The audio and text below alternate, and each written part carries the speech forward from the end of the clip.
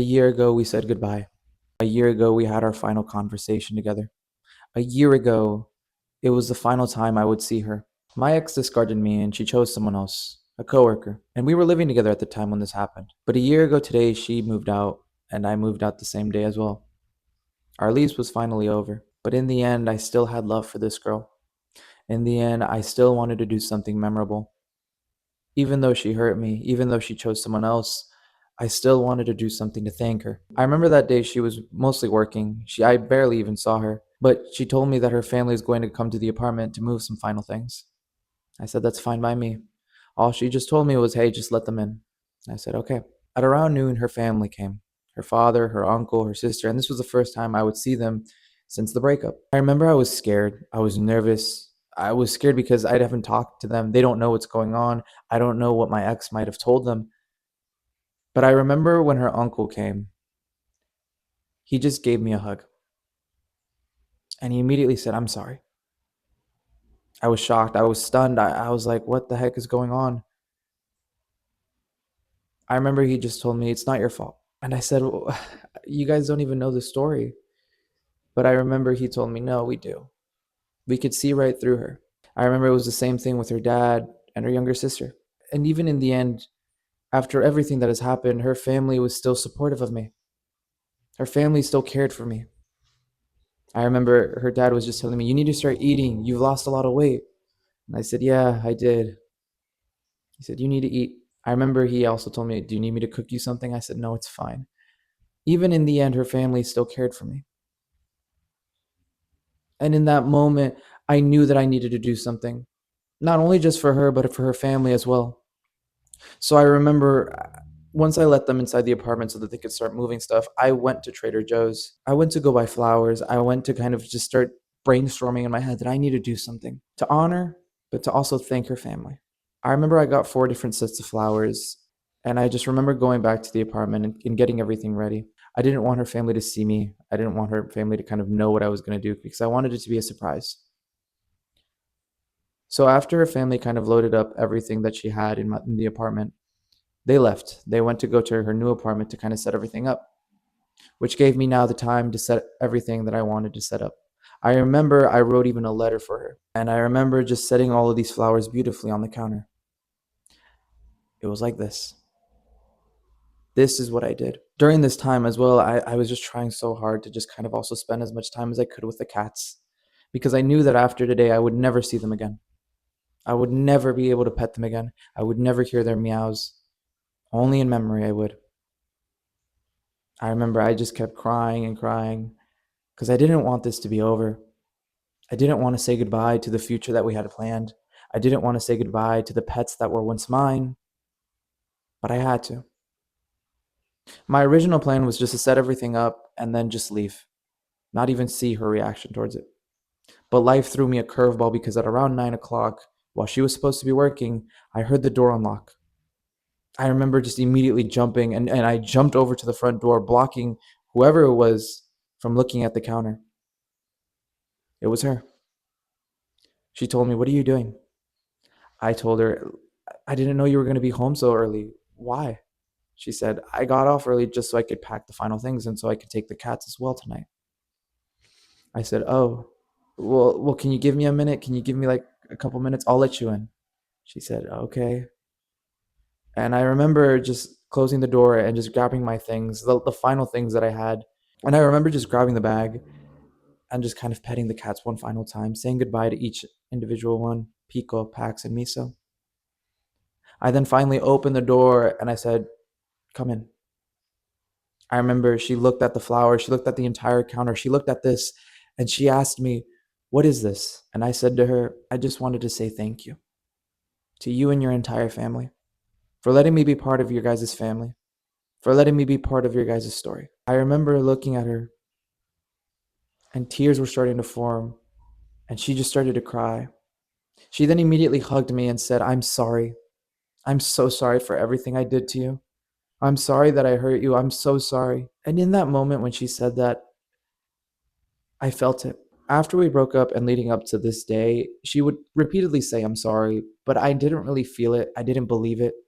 It wasn't until that day that we finally said our last goodbye that I felt it. But I didn't just feel that. I felt a last spark. I felt the flame that she had in her for our relationship go out finally. It just had a little bit left. And I felt it. I remember hugging her back and I just said, I forgive you. It's okay. It happened. It's fine. She would just keep crying. But then eventually she stopped. She looked at it and I told her, there's a letter there. Please read it when I'm gone. And I remember she just kind of sat next to the counter. She sat on the floor because she started to pet the cats and she was facing away from me. I was now standing in the doorway. I then asked her, do you have any final words? Anything you want to say before I leave? I told her that I was not going to be coming back tomorrow, that this was also going to be my final day. She just shook her head no. Keep in mind, she's not even facing me. She's facing the opposite direction. So I said, I guess this is it. When I say those words, she finally turned around and she looked at me. She's still sitting on the floor, tears running down her face. And I just remember staring into her eyes. The same eyes that I once fell in love with.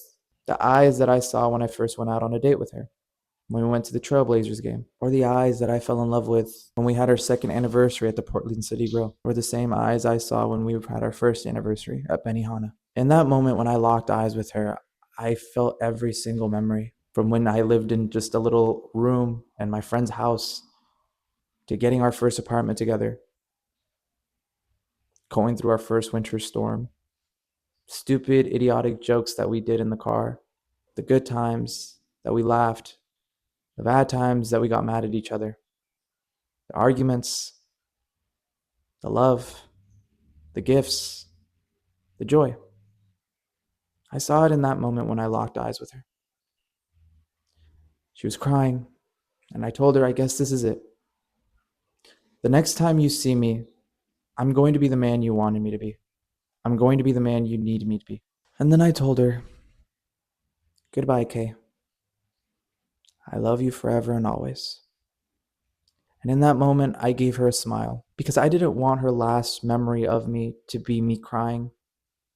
I wanted her to know that I was going to be okay, even if it was going to be painful. So I smiled at her.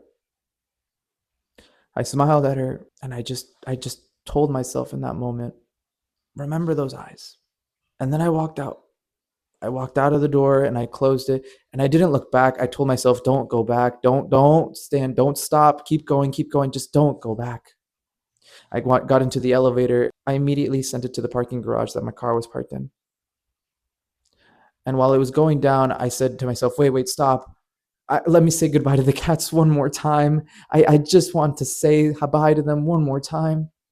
So I went to her car and it was unlocked. And I remember just sitting there petting them for another 5 minutes, just telling them, I love you guys. Please don't forget me. Please don't forget me. I promise I'll see you guys again. I promise.